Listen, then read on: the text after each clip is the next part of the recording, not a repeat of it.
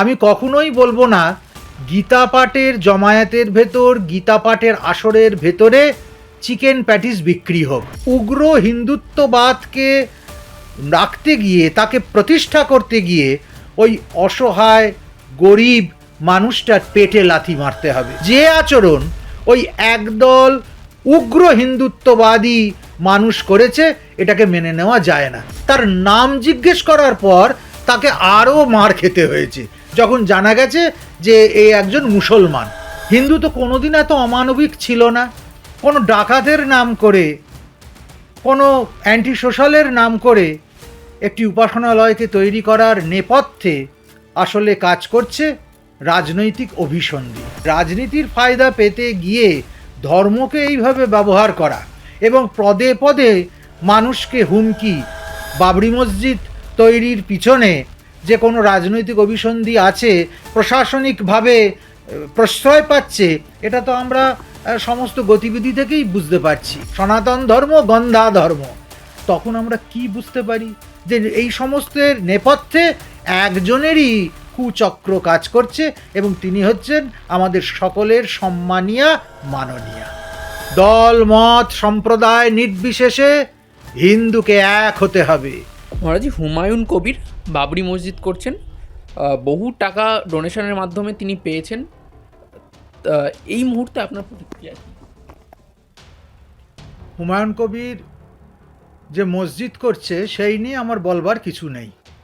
এটা গণতান্ত্রিক রাষ্ট্র, যে যে মানুষ এখানে বসবাস করে তারা তাদের নিজস্ব ধর্মাচরণ, উপাসনালয় তৈরি করতেই পারে। আমাদের আপত্তি ওই মসজিদের নামটা নিয়ে। কখনো কোনো লুঠেরার নামে, কখনো কোনো সমাজবিরোধীর নামে, কখনো কোনো ঐতিহাসিক কৃতঘ্ন চরিত্রের নামে আল্লাহর গৃহ তৈরি হচ্ছে, এর দ্বিতীয় উদাহরণ কেউ কি দেখাতে পারবেন?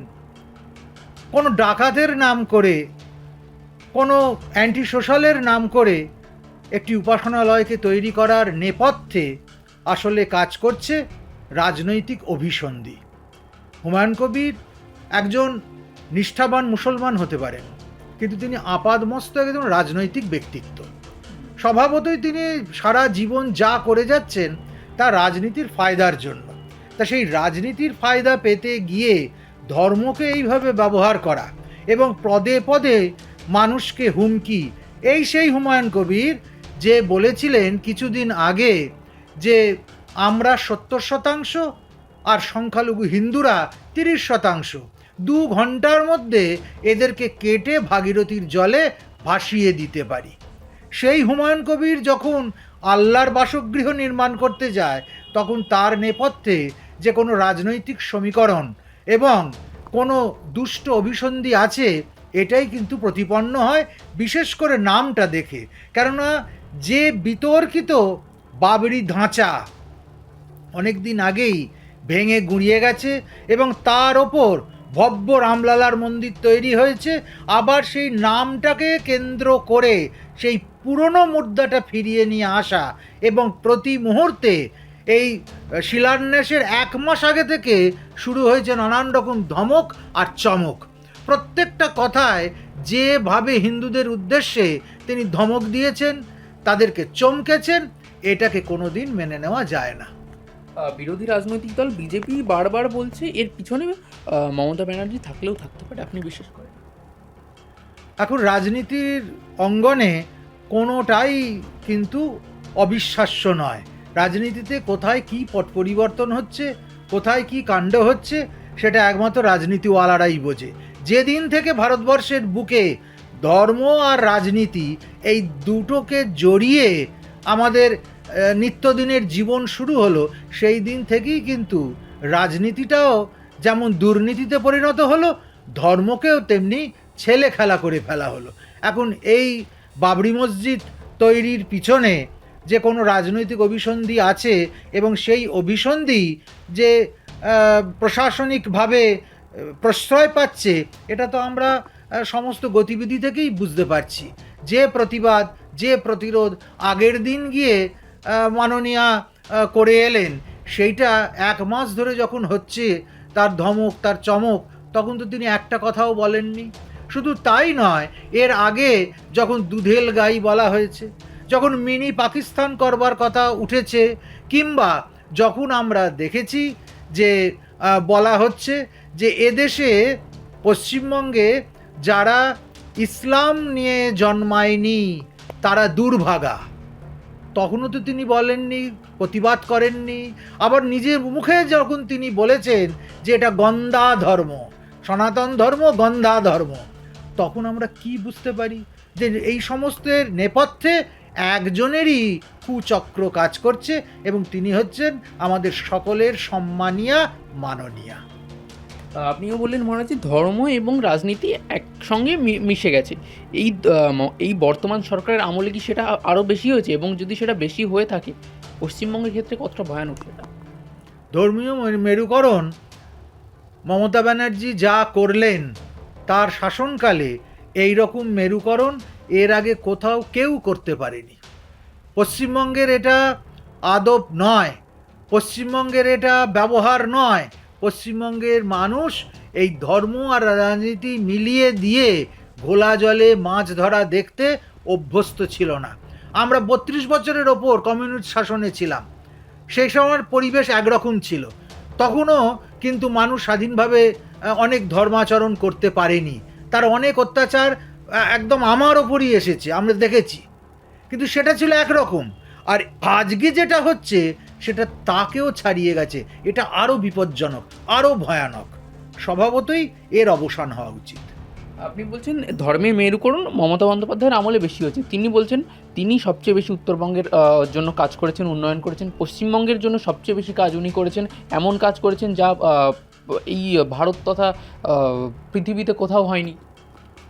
হ্যাঁ, সেটা তো ঠিক। তিনি যে যে উন্নয়ন করেছেন তা ভারত তথা পৃথিবীর কোথাও হয়নি। পৃথিবীর কোথাও একসঙ্গে 32,000 শিক্ষকের চাকরি যায়নি। পৃথিবীর কোথাও এই রকমভাবে ব্যাপক হারে গরু পাচার হয়নি। পৃথিবীর কোথাও এইভাবে স্টোন চিপ, কয়লা, হ্যাঁ, একদম গোগ্রাসে কেউ গিলে খায়নি। পৃথিবীর কোথাও রাত 10টার পর প্রশাসনিক প্রধান ফতোয়া জারি করে বলেনি যে তারপর যদি ঘরের মেয়েরা রাস্তায় বেরোয় তাহলে তারা নিজের দায়িত্বে বেরোবে, সেই দায়িত্ব অন্য কারোর নয়। পৃথিবীর কোথাও এত বেকারি, এত হতাশ্বাস আমরা দেখিনি। পৃথিবীর কোথাও এইভাবে দিনের পর দিন পথের পাশে কুকুরের মতো পড়ে থাকতে যোগ্য শিক্ষকদের কেউ দেখেনি।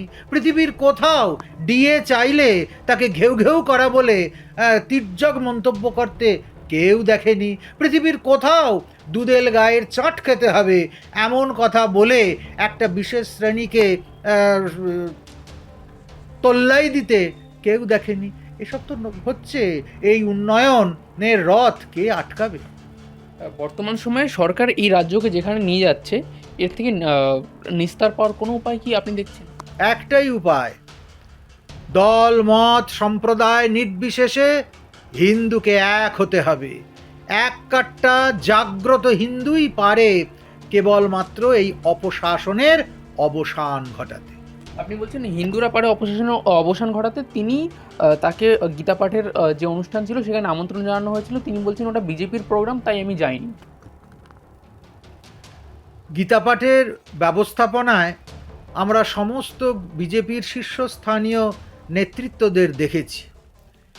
যদি তিনি গিয়ে হাজির হতেন তাহলে আমার যেটা মনে হয়, গীতাকে সম্মান জানানোর পাশাপাশি তিনি যে হিন্দু মা ভাই বোন জনসাধারণ তাদের সঙ্গে আছেন সেই বার্তাটাও যেত।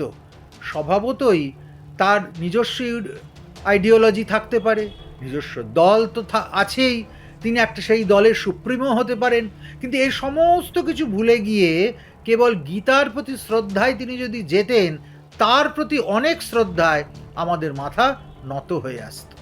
মহারাজি, ব্রিগেডে 5 লক্ষ কণ্ঠে গীতা পাঠের যে আয়োজন হয়েছিল, সেখানে একজন প্যাটিস বিক্রেতাকে নিয়ে একটা বলা চলে রীতিমতো গোলযোগ পড়েছে। এই বিষয়ে আপনার প্রতিক্রিয়া? আসল বিষয়টা হচ্ছিল এই যে গীতা পাঠের জমায়েতের মধ্যে যেমন বিভিন্ন ফেরিওয়ালারা এসে তাদের সওদা বিক্রি করে, এই প্যাটিসওয়ালাও ঠিক তেমনি প্যাটিস বিক্রি করছিল। তার প্যাটিসের দুটো আইটেম ছিল, একটা ভেজ প্যাটিস, একটা চিকেন প্যাটিস।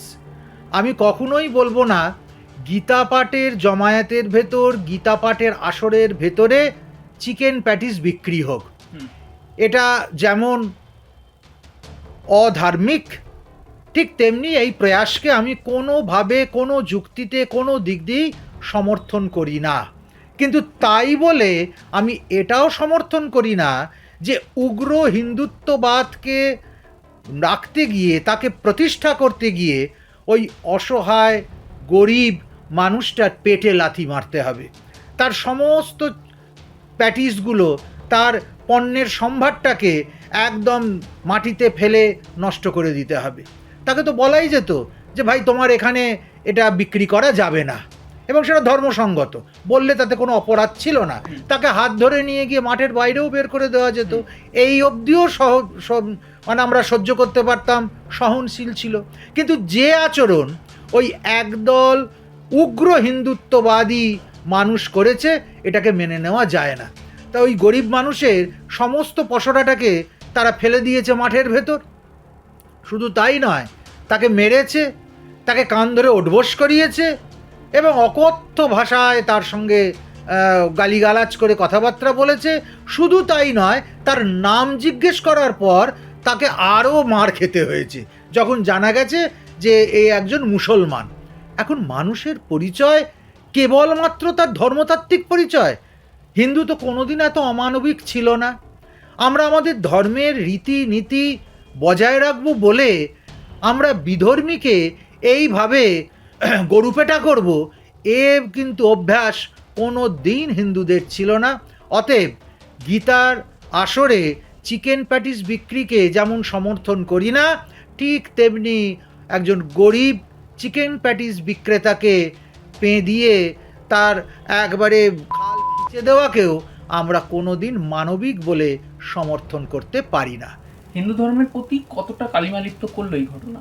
এটা হিন্দু ধর্মের সহনশীলতা, হিন্দু ধর্মের পরম্পরা সবের বিরোধী। যারা এ কাজ করেছে তারা আদপেও সনাতনী নয়, তারা হুজুকে সনাতনী, তারা দাঙ্গাবাজ। তারা মানুষকে চেনে কেবলমাত্র তার বাহ্যিক উপকরণে, আন্তরিক উপকরণে নয়। এটা হওয়া ঠিক হয়নি, এটা অনুচিত হয়েছে। এই রকম ঘটনা যদি আর না ঘটে, কি বার্তা দেবেন জনসমাজে? একটাই বার্তা দেব যে আমরা আমাদের ধর্মীয় রীতিনীতি অক্ষরে অক্ষরে পালন করে চলব, যথাযথ শ্রদ্ধার সঙ্গে পালন করব, ঠিকই আছে। কিন্তু সেই পালন করতে গিয়ে আমরা বিধর্মীর বুকে যেন শেল না বেঁধাই, তাকে মারা, তাকে ধ্বংস করা, তাকে শেষ করে দেওয়া, রক্তাক্ত করা, লাঞ্ছিত করা, এগুলোর মধ্যে দিয়ে যেন আমরা না যাই। এটা হিন্দু পরম্পরা নয়।